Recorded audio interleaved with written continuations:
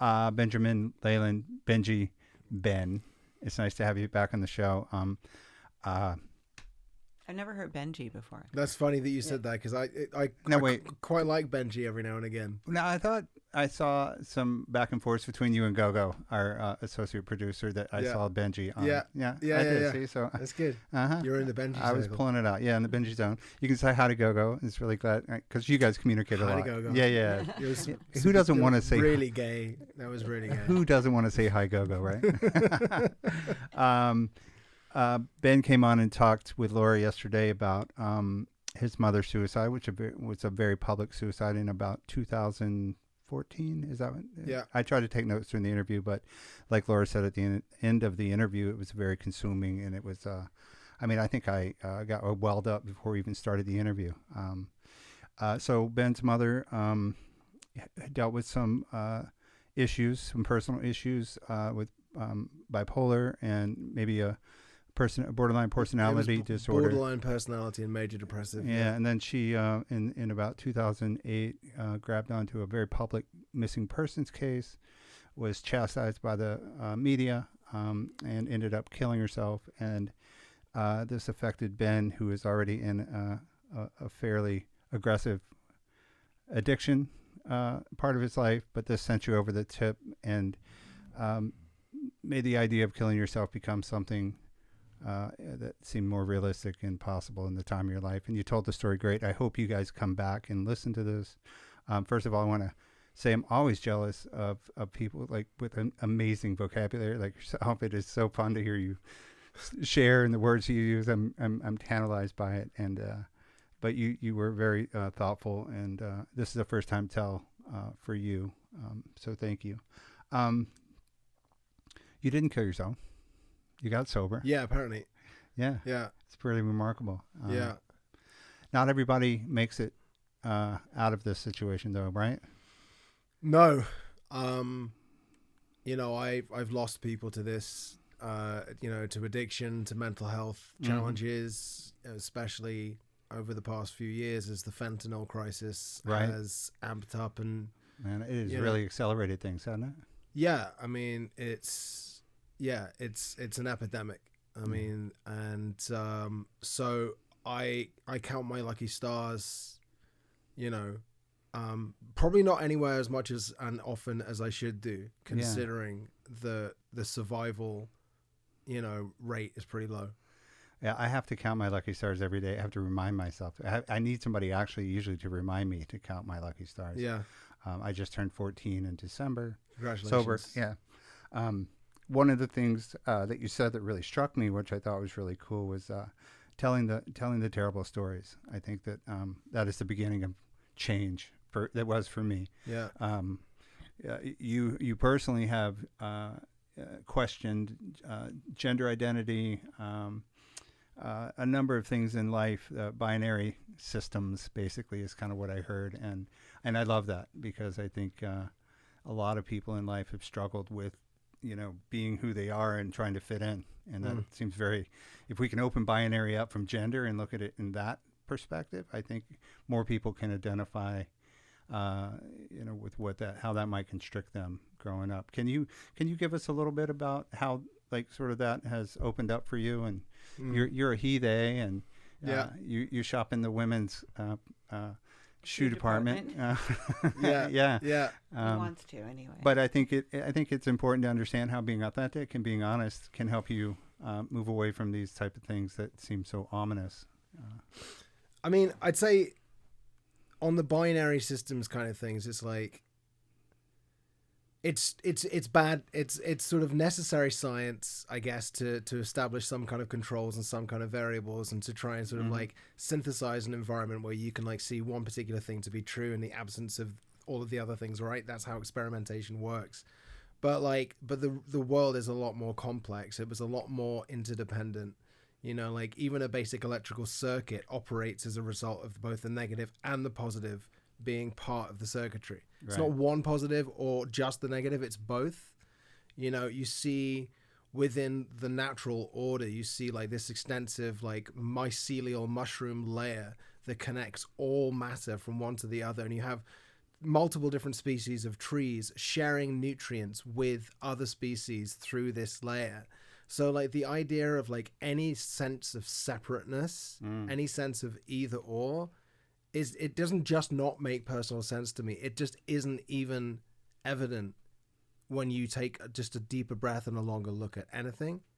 So, you know, that we live in an age where it can be provocative and, you know, to try and to take a stand on gender identity, you know, and there's a lot of naysayers and a lot of people out there who like think it's a lot of codswallop and all of that stuff. But it's like, my lived experience has simply been that it's never really fully made sense to me that I'm a male, like, and occupy all of the various qualities and characteristics of whatever it is that society has decided that is, which, by the way, is like thousands of years worth of like patriarchal lensed like literature, and like it's like men are just naturally stronger. It's like, well, that's the only role that they were ever given in most societies. Or that's the only definition of a good man. Yeah, you know, right? Like, if you check out Queen Boadicea's history in England, then you'll be like, there's some badass bitches out there that have done some pretty incredible things. Yeah, I think it's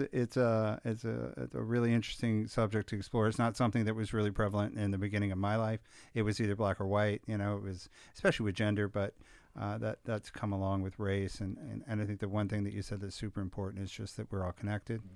You know, how has being connected really helped you to move forward and find purpose and everything in your mother's death and your addiction and in your recovery? I mean, connection for me is started, you know, affection and validation and friendship and all those, they weren't experiences that I had a huge amount of. Like growing up, I was always on the outside. I'd always pretending to be a particular thing or as an addiction. And so like in recovery, I walked into rooms where black, white, gay, straight, old, young, the stories were essentially the same, which is that like, you know, I had a problem and I talked about that problem and I got better. Like when you hear like an 85-year-old like white woman sharing a story and you're like, that's exactly the same story as mine. It's like that connection is super important. And so nurturing that, fellowshipping, talking with people, helping people feel safe enough and like to be vulnerable, to share their stories, to sit back, to listen, to hold space, you know, that's the connection. But you know, the other connection as well for me is like the active meditation, you know, the prayer, like feeling in contact with something that's bigger and like an outside of me, some kind of unified field of consciousness. Like, because like left to my own devices, like I'll think that I have to work it out all on my own, and like, oh man, that's not worked out. I still do that. Yeah, every day. I kind of run into that wall and I got to pull back. You know, the last thing I'll just kind of bring up is I've always felt like the three hardest words for almost anybody to say is I need help, and I think we can, you know, open the door for people to say that they don't have to do it alone. You know, like. You tried to do it alone, right into the wall, basically. Me too. I felt like I walked, you know, it wasn't until I hit that wall and got back up that I was like, oh, this is not working. And finally came into a place where I could say I need help. Is there looking back, was there anything that could have got you to ask for help before the tragedy of your mother's passing? Or no, that was it. I spent the first 6 months of sobriety angry at all the people that hadn't told me I had a problem, only to wake up 6 months later and remember all of the people that had told me I had a problem. So it's like I wasn't ready until I was ready. One thing that could have made it happen quicker maybe is living in a world in which these sorts of conversations happened more regularly, were more available to people. The amount of guys that pull me to one side and have a deep, dark, dirty secret to share with me, which is some version of I like guys or I like, you know. It doesn't fit in that binary. Yeah, people who are having non-binary experiences going, just that made me gay. And I'm just like, you know, like, because they don't feel comfortable. If I'm the only person that can have that conversation with them, something's really fucked up. Like, I love having that conversation. I love the fact that I can be the person to help them through that. But at the same time, it's like, they spent a long time scanning the room and not finding that person. Well, I think that's the only one in the room idea, right? Like as soon as we tell the story, we realize we're not the only one in the room, which, first of all, leaves you to find yourself having compassion and having the ability to connect with somebody else's story.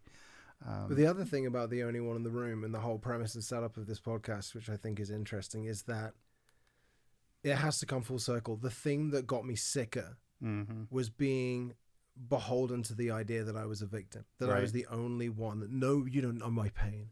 I dined out on that meal ticket for a very long time, knowingly, unknowingly, and I had to have it shaken out of me, quite literally, by a sponsor who told me to put my thumb down in my pants. Like, are you wearing Spider-Man boxer shorts or are you wearing big boy boxer shorts? I had to be shamed, healthy shame, out of that situation, because if we're stuck thinking I'm the only one in the room, bad things can happen. That's usually when they happen, and we don't tell anybody. So, thank you so much, Ben. It's lovely to have you. And likewise. Yeah, you guys check out the episode. It's a fantastic conversation, and thanks for being on the show. Thank you for having me.